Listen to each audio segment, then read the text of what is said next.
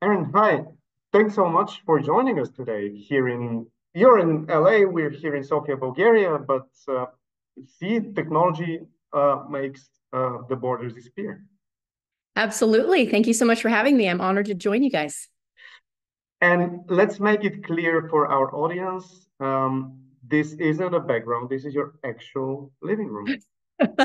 Yes, this is my living room. Welcome to my house. Well, one can see that you're a professional designer. Um, but let me start with that. I mean, I read an interview where you said that you're self-taught. So, what are the Yes. benefits and what are the downsides of this approach? Yeah, it's a great question. I did not go to design school. I actually skipped college altogether. I got out of high school a year early and went straight to work. So I very much believe in a hands-on approach to design and to learning along your journey. However, there were definite moments where I could have really benefited from some mentorship in the space, or some more formal education on some of the business aspects of design, or technical elements like reading a set of drawings and plans.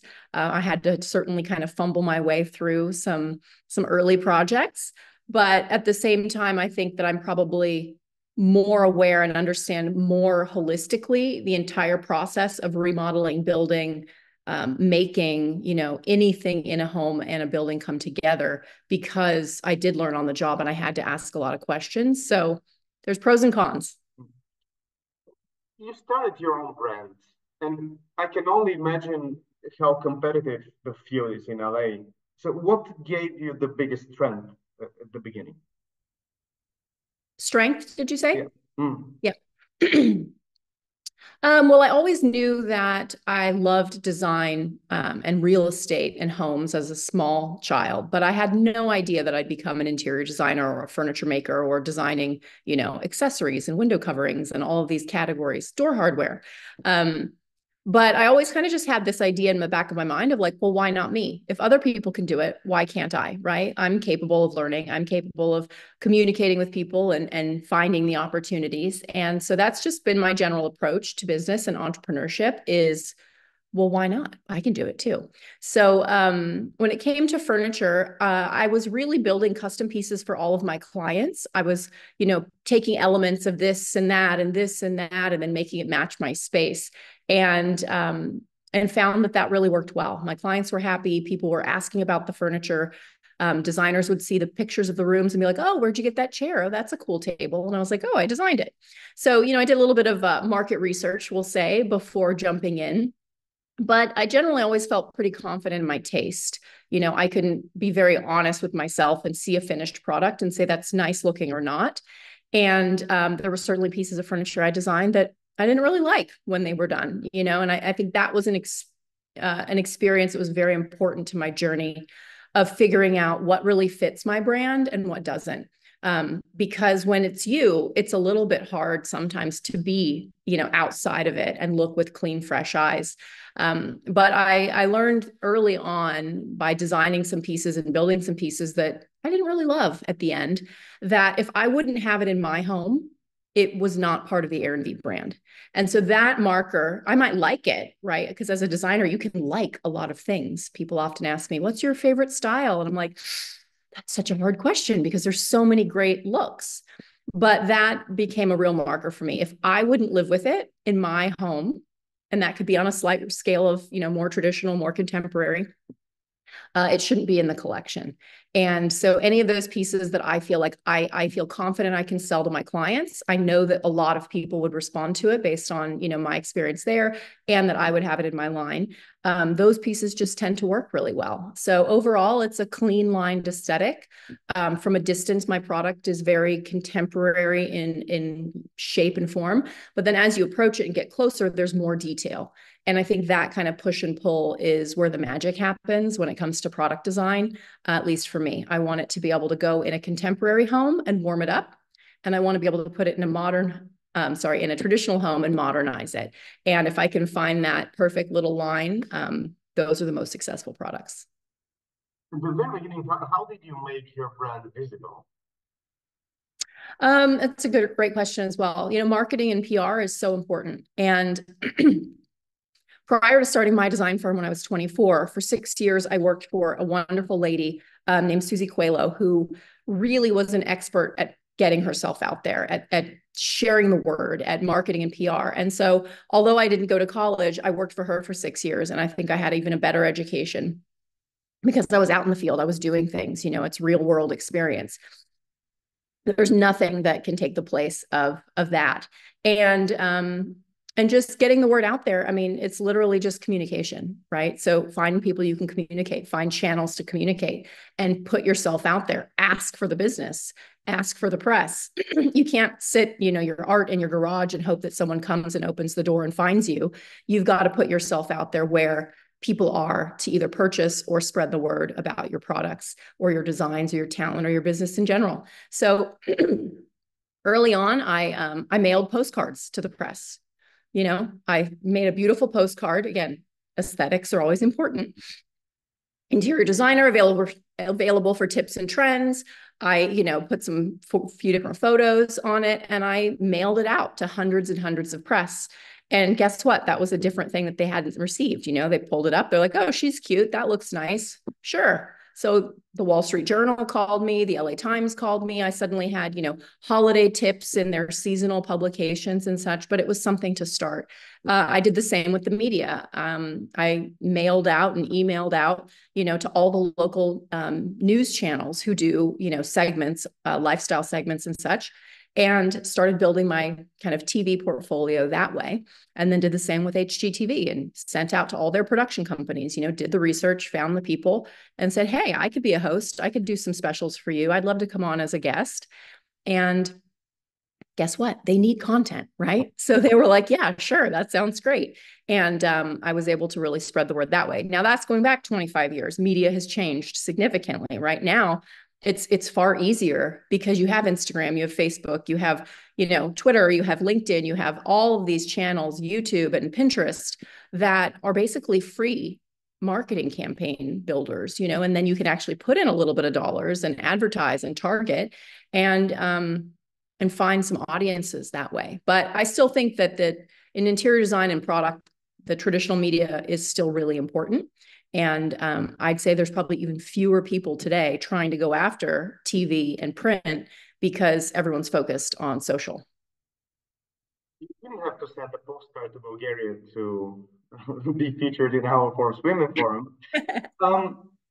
Our audience heard your story before we started. And I guess we all will be curious to hear why you decided also to move into the tech field at some point. Yeah, absolutely. Well, technology is all around us, right? And so as my business started in the early 2000s and the internet was, in its fledgling days, we were still very much doing everything on the phone and printed paper and binders and a lot of, spreadsheets. And as technology evolved and became more and more prevalent and, these little devices showed up, all of a sudden, my one channel of business communication into my office was the telephone, right? People were still faxing things. Then it became email. Then email became more important. But then it became text messages. Then it became WhatsApp chats. Then it became Instagram messages and Pinterest messages. And all of a sudden, communication around our projects was just like everywhere. I had no one central place to look for answers. To look for the quote that rep sent me. Did they text me the quote? Did they email me the quote? Did we go into the store and they printed it out and it's in a silly folder on my desk? Where did my client change their mind on that thing? Was it one of the 5 group chats that we're on, right? Or was it in an email? And that alone became incredibly frustrating and not efficient, right? Just a kind of a disaster. So I was on the hunt for better software to run our design firm. I was also on the hunt. I have a furniture brand, as we discussed, right? So I was on the hunt for better software for that as well. And I started just asking all my designer friends and all my furniture brand friends and my showroom friends and being like, what are you guys using to run your business? And the resounding response was, well, everything we use is terrible. And I was like, great, okay. Awesome. I'm not the only one struggling here then. And so I tried some of the, the bigger players in the space on both sides. and just found that they were tremendously difficult to learn. They were not intuitive. They certainly weren't a pretty place to work. And if I'm going to spend my day staring at this screen 8 hours, I'd at least like it to be a little simple to use and effective and beautiful. And so that's really why I started Style Row. I'd known that I'd like to get into the tech space and the digital space for quite a while. I mean, watching, as I mentioned before, right, watching that curve of technology become more and more and more and more and more. I was like, that's a good business. I should get into that. But what am I going to do? So it probably took me 10 years of thinking about it before all of a sudden I was so frustrated with a lack of effective tools to run a design business in the way it actually needed to be run. Not more accounting software, you know, that avoids all of the really important elements of design, which is the collaborative element. It's the visual element. It's the communication element. It's the approvals. I mean, that's the majority of what we're doing. Yes, the accounting is tremendously important.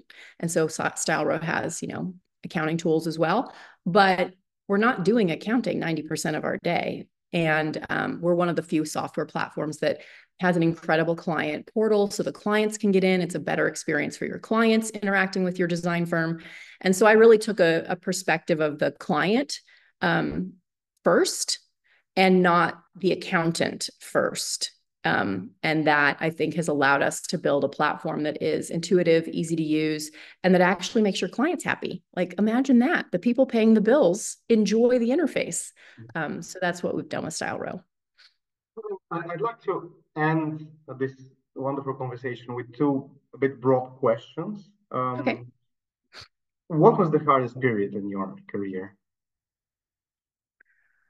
Well, there's always ups and downs, right? And I think that that's something that anyone as an entrepreneur just needs to recognize, that there's always hard times, and there's hard times for everyone. You're not alone. This is not a new problem.